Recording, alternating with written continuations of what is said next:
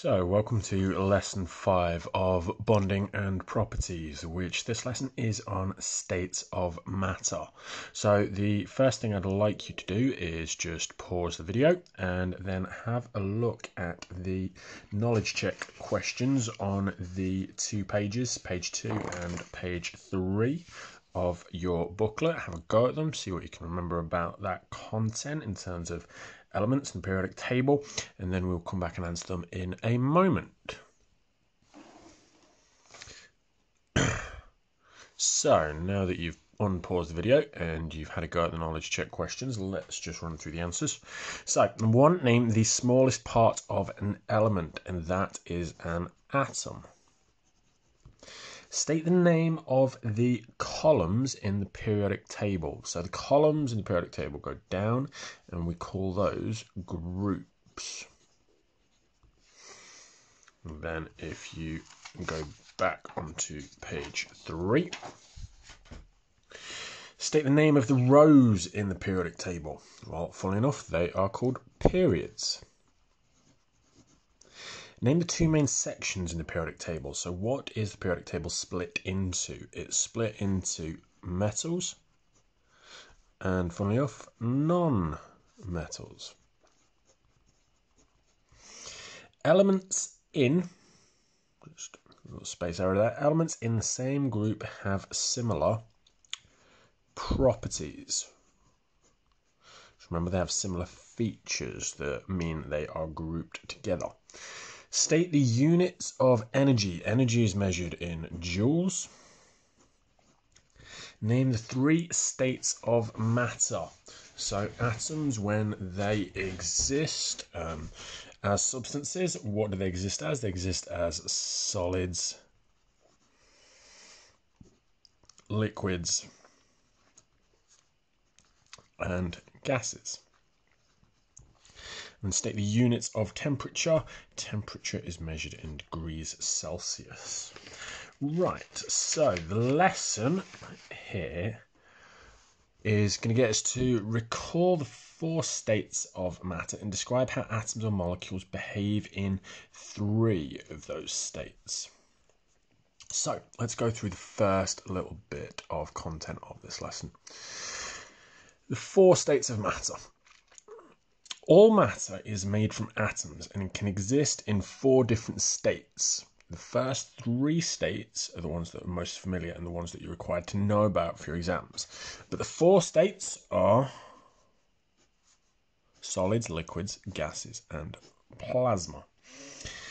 Now, there are other states of matter, but these are very complicated to understand and we don't need to worry about those. The 4 states of matter depend on how much energy the atoms have. Now, sometimes in text and revision guides you might see the phrase internal energy. Now, can be often be talking about how much energy the atoms have, and the specific definition of this is quite important. Internal energy is the sum of the total kinetic energy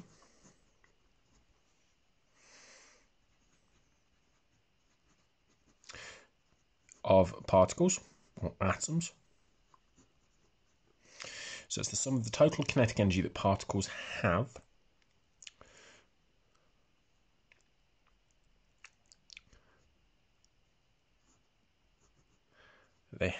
due to their motion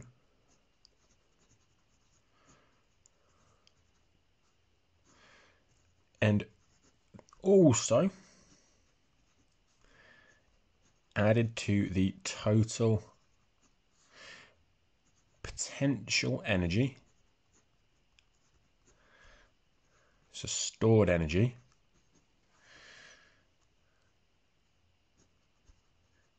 they have due to their relative positions to each other, so where they are in relation to each other.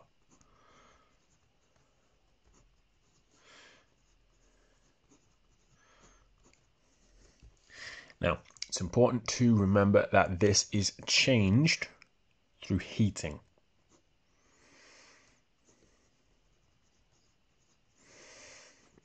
So heating atoms, heating particles changes the total internal energy and how much energy they have. So as atoms gain more energy, as we've just said, usually by being heated, they change from a solid to a liquid to a gas. So in what we're saying here is that when they change from a solid to a liquid to a gas, the atoms' positions change. So therefore they have different amounts of internal energy because their potential energy has changed because their positions next to each other, relative to each other, have changed. So that's the first key important thing to bear in mind about states of matter. And then, changing between states. Using the element carbon as an example, at room temperature, which is 20 degrees, it's a solid. The atoms are in a fixed position, so they do not move, but they do vibrate slightly. And specifically, they vibrate around a fixed position.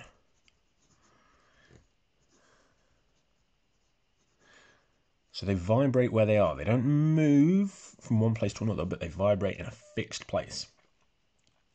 Heating the carbon to 3,550 degrees Celsius will give the carbon atoms enough energy to overcome the bonds. Often talking here about covalent bonds because it's carbon. And so it overcomes the carbon bonds between them and the atoms start to flow. So when we're talking about the term overcome, we're talking about breaking the bonds between them. And because the bonds between them are broken, the atoms start to flow, it's now a liquid. Now, heat the atoms further to 3,825 degrees Celsius, and they have so much energy that they are free to move and create large gaps between them, making them a gas. So in this example here, we've got to think about these two figures, 3,550, where it becomes from a solid to a liquid. So what we'd refer to this as is the melting point of carbon.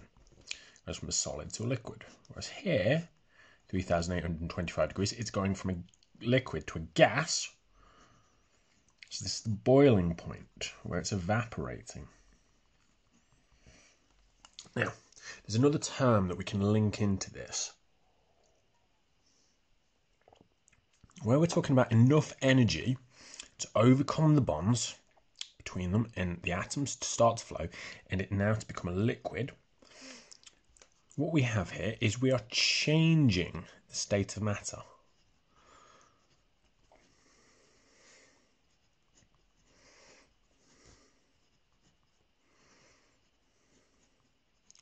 Changing the state of matter. And there's a worthwhile term to bear in mind that relates to this called latent heat. Now, latent heat is the amount of energy that's transferred when a substance changes state.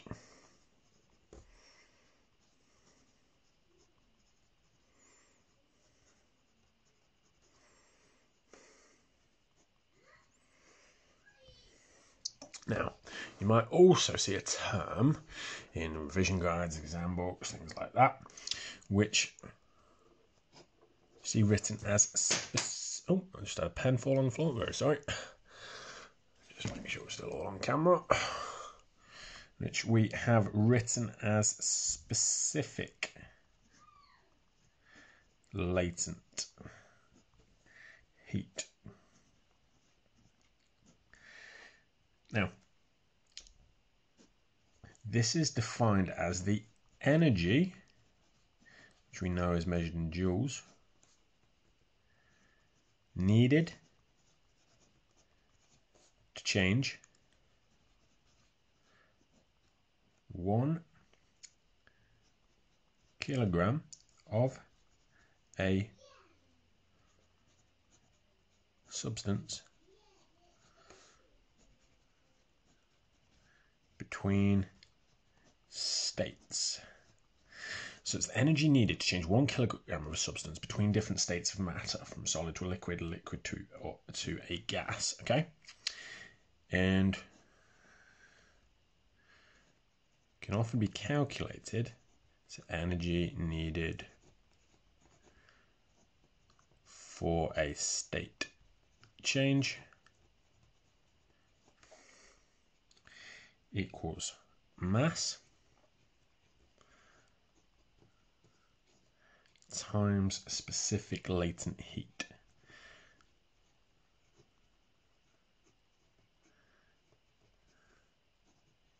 Which is measured in joules per kilograms. So specific latent heat itself is a figure that's unique to different substances, which shows that they need different amounts of energy to change 1 kilogram of them between different states of matter. So from solid to a liquid to a gas.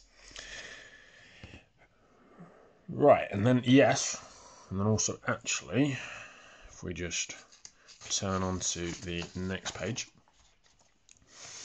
you'll also bear in mind that there is one final term I want you to make a note of in relation to specific latent heat, and that is what we describe. We'll just make a note of it down here. The latent heat, or specific latent heat of vaporization and the specific latent heat of fusion. So the specific latent heat of fusion is the amount of energy needed to melt 1 kilogram of a substance. And then the specific latent heat of vaporization is the amount of energy needed to evaporate 1 kilogram of a substance. Now, if you have a little look at the top, you'll see a helpful little diagram that just helps summarize those ideas. So when we are going from a solid to a liquid, melting it. When we're going from a liquid to a gas, substance is being evaporated. Then when we go the other way, when you're changing from a gas to a liquid, substance is condensing. When you're changing from a liquid to a solid, substance is freezing. So if you were to think of this, for example, as ice, this is water, this as steam. When you change from ice to water, ice melts into water. When you change from water into steam at the top of a kettle, for example, the water evaporates. When you change from steam to water, it condenses. So if you think, for example, condensation on windows,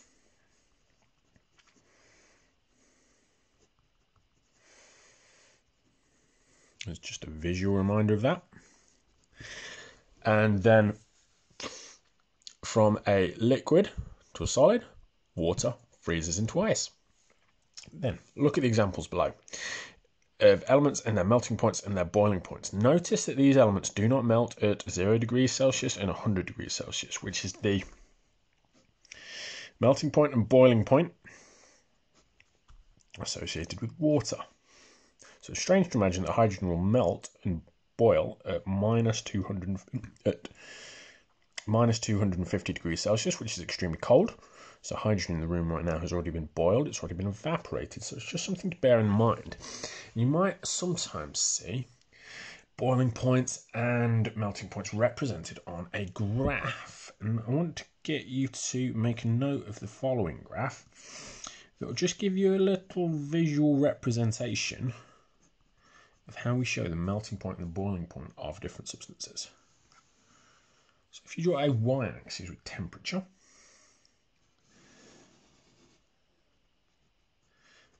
and an x-axis of time, and if you draw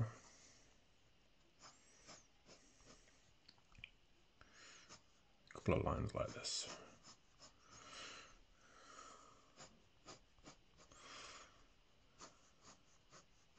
now if we're to look at this as showing the melting point and the boiling point of a substance, where the line flattens, we would have our boiling point and our melting point. Which means as the substance increased in temperature here, it would be solid. It would reach this point, it would reach its melting point, it would melt, and then it would become a liquid. The liquid would increase in temperature over time as time went along.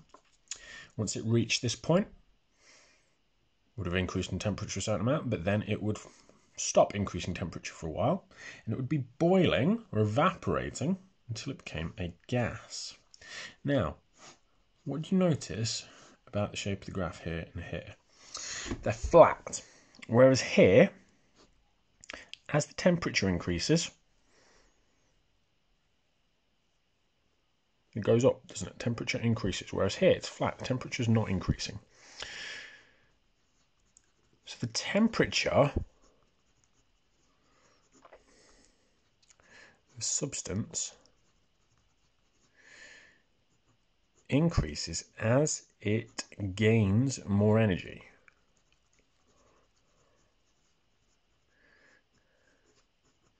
Now, and as it gains more energy, it moves more due to more kinetic energy and gets further apart. Whereas here and here, what's happening is there is no increase in temperature at this point because the energy it is gaining, energy this substance is gaining, is not going to movement. It's not making particles move more. It's this point, energy being gained is used to break bonds. So that's what's happening at those two flattened points on the graph. But it gives you an idea of what happens at changes of state and how we represent it on a graph. Melting point, boiling point. Increase in temperature shows you an increase in the kinetic energy of the particles, so they're moving more, whereas here they're not moving more because what you have is you have the particle bonds being broken. So if you move on to the next page,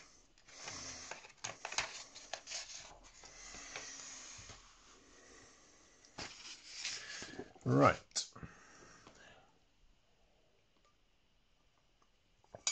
using the ideas that we've just talked about then, what I would like you to do is pause the video in a moment. You can use any extra resources you want and also the information we've gone through to have a go at the following activities. So the table below shows melting points and boiling points of elements in group 7. Draw a horizontal line across the graph at room temperature. Use x's to plot the boiling points for each element. Use zeros to plot the melting points for each element. And answer the questions below. So, you've got a graph and you are going to need to plot that data onto this graph.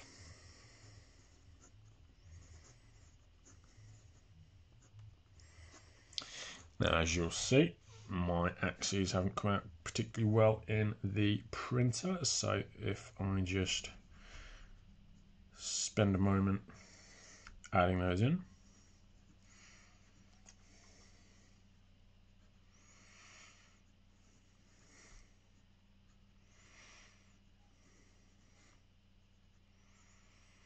So the first thing says draw a horizontal line across the graph at room temperature. Now I don't have a ruler to hand, but hopefully you do. So you'll draw a horizontal line across the graph like so. So this is our 20 degrees room temperature. Then simply plot the points as best you can. So if you go and think for boiling points, you need to be using a 0, and for melting points, all the way around, sorry. For melting points, you need to use a 0, and for boiling points, use an X. Plot them along each of the lines for each of the elements. Right, and if you just pause the video for a moment, have a go at that, and then start the video again, and then we'll go through the questions underneath. Right, you should have unpaused the video, and if you then have a little look at each of the points. We just plot in fluorine, plot in chlorine. These are approximate because obviously it's quite a small axis. And then if we plot in bromine,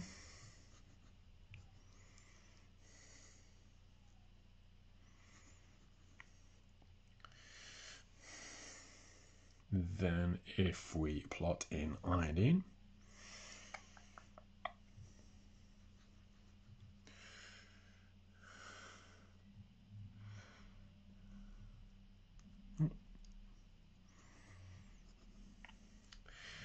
and finally astatine.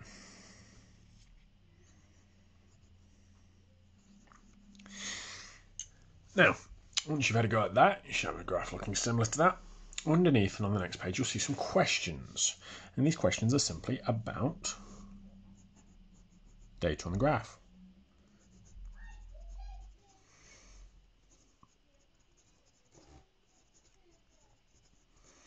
So again, if you pause the video and then start to have a go at the questions, and then we will go over them again in a couple of minutes once you've had a go and start the video again. Right, now you've unpaused the video. If we go through the questions, using your graph, describe the trends you see across all of the elements. So there is a proportional relationship. As the melting point goes up, so does the boiling point.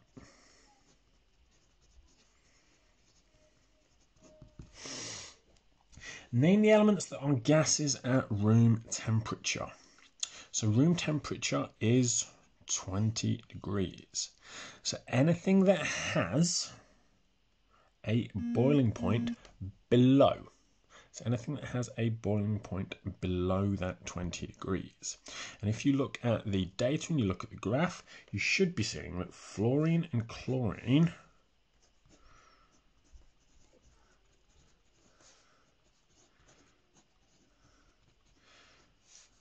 both have boiling points less than 20 degrees C. So it shows that they are both gases at room temperature. Name the elements that are liquids at room temperature. So something that is a liquid at room temperature should have a boiling point higher than 20 degrees and a melting point that means the substance has become a liquid and around room temperature. From that you have bromine. And then if you turn on to the next page, name the elements that are solids at room temperature. Iodine and astatine. And suggest which element has the weakest bonds between its atoms. So the answer for that would be fluorine, because it takes the least thermal energy, lowest temperature,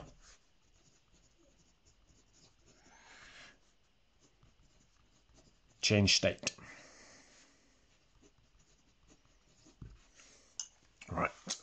Now, talk a little bit about interpreting change of states on graphs. Let's just talk a little bit about some of the key terminology. So, sublimation. Sometimes a substance can change from a solid straight into a gas without becoming a liquid. This is called sublimation, and this only occurs under extreme heating.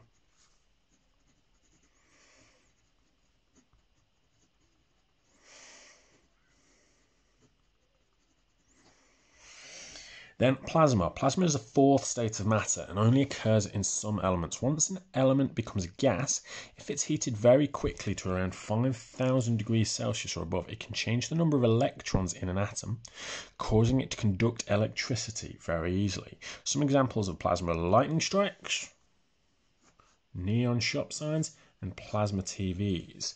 Now, from what you know, if it can change the number of electrons in an atom, that means it changes the charge. It means it changes the charge. And if you change the number of electrons, it's become an ion. And ions are charged particles that can conduct electricity. So that's why plasma is important and has these real-world applications. Now, you would be expected to know a little bit about each of the different states of matter. So solid, liquid, gas, and plasma. So solids, atoms are in fixed positions. Atoms are arranged in rows and columns. Atoms vibrate and they have a fixed shape. So they also have a fixed shape and therefore a fixed volume. They have a high density. So there are lots of atoms within the volume, and holding the atoms together means that there are strong forces of attraction between each of them. Okay? Liquids, atoms are free to flow, so there are weaker forces of attraction between them, which means they can move in and around each other. Atoms have random arrangement and all touching. They're still all touching, but they can move in and around each other, and therefore they have a lower density. They don't have a fixed shape, so if you pour a liquid into a different container, it takes the shape of that container, but liquids still have a fixed volume. 100 milliliters is 100 milliliters, whether it's in a glass, a cylindrical tube, a flat dish, it still has a fixed volume. Now, for gases, atoms are free to move at a high speed, and there are almost no forces of attraction between them.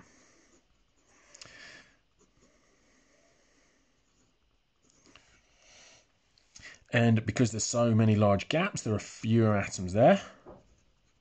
Therefore, they have a low density. And it can be hard to determine a fixed volume of gas due to this freedom of movement. So those key facts about different states of matter are worth trying to remember, and especially doing even prep revision on them. Then, last thing to be focusing on are state symbols. So as you see in equations about states of matter, state symbols identify the state of substance when writing a chemical reaction. They're very useful to chemists and simplify it. We simply abbreviate states in the following way. Solid is an S, a liquid is a gas, L is a liquid, G is a gas, and sometimes we see an AQ, which means aqueous, which means a substance is dissolved in water. So if you look at the equation here, because this has a G next to it, it's telling us that the carbon dioxide is a gas. Because this has an L next to it, it's telling us that the water is a liquid.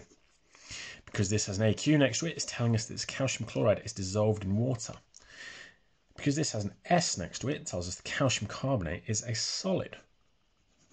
And again, hydrochloric acid, because it has an AQ next to it, tells us that the HCl molecules are dissolved in water. They are aqueous.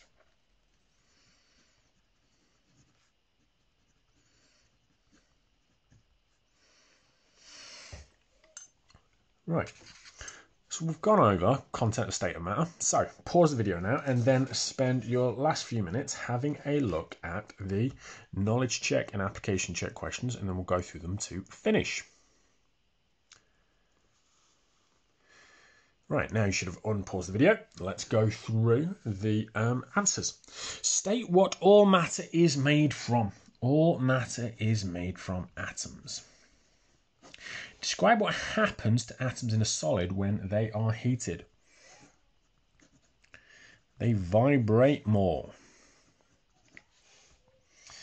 Name the 4 states of matter in order.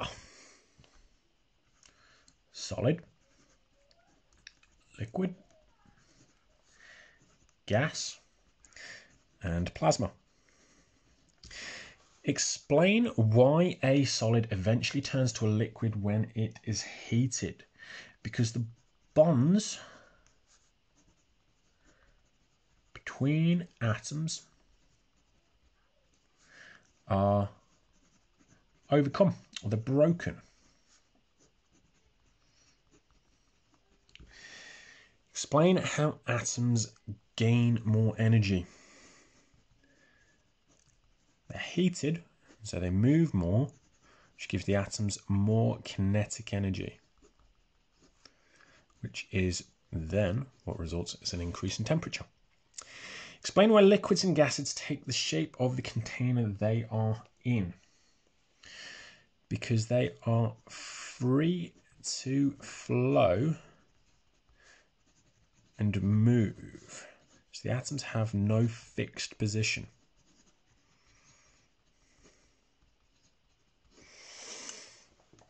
State the process of changing a solid to a liquid. So ice to water occurs because of melting. Suggest how heating affects the bonds between the atoms and between atoms and molecules. You heat something,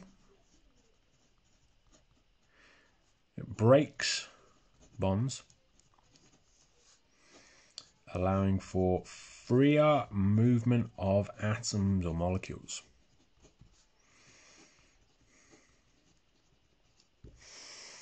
State the process of changing a liquid to a gas. Evaporating. And then if you heat a solid incredibly quickly, changing to a gas without it changing to a liquid, that process is sublimation. Good, well done. Now, just before we finish, last couple of questions. Name the state of matter with a fixed shape. So fixed shape means we know its shape, we know its volume, we know its size. Solid. And name the states of matter where atoms can flow, which means they can move. We know that that is a liquid and a gas. Now, just before we finish, there are a couple of key terms I want to go over with you in relation to atoms and molecules that we relate to what we've touched on so far. And the first one of those is small covalent molecule. Now, simply, a small covalent molecule is when we have substances that consist of anything up to 8 atoms that are covalently bonded together.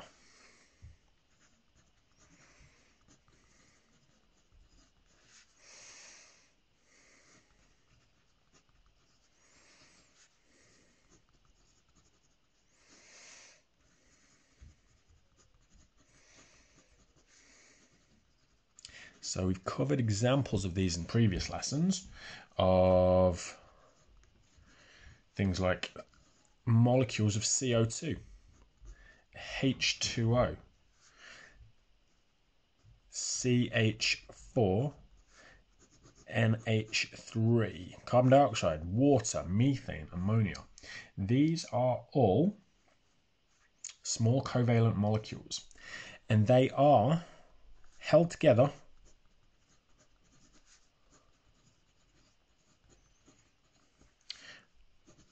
by weak intermolecular forces. So for example, if you've got carbon dioxide and you've got lots of it, you have molecules of carbon dioxide that have got covalently bonded oxygen and carbon, and those molecules themselves are held together by weak intermolecular forces. Right. When we are talking about large covalent molecules,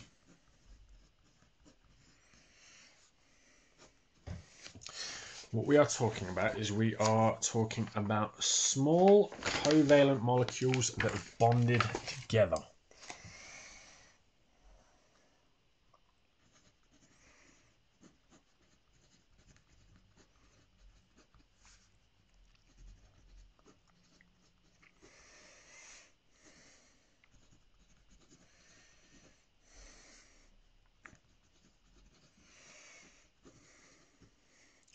If there are more of them and they're bonded together, it means they have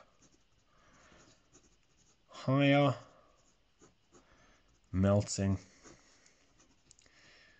and boiling points, because there are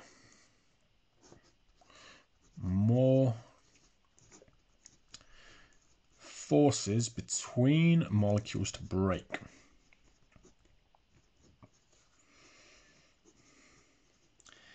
Whereas individual small covalent molecules simply have lower melting and boiling points because there are less intermolecular forces to break. And then you may see the two terms monomers and polymers referred to. Might even represent them like this.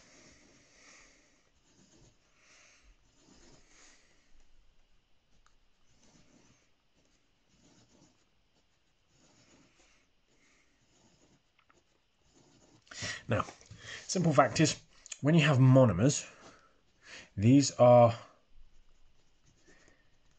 individual molecules. So, for example, individual small covalent molecules. Whereas a polymer is monomers, so individual small covalent molecules that have bonded together.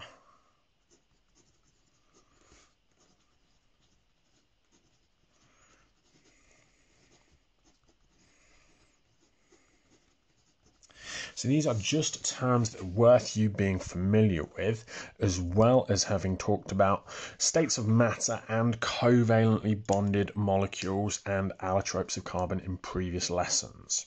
Okay, so well done. So we've gone through lesson 5 on states of matter.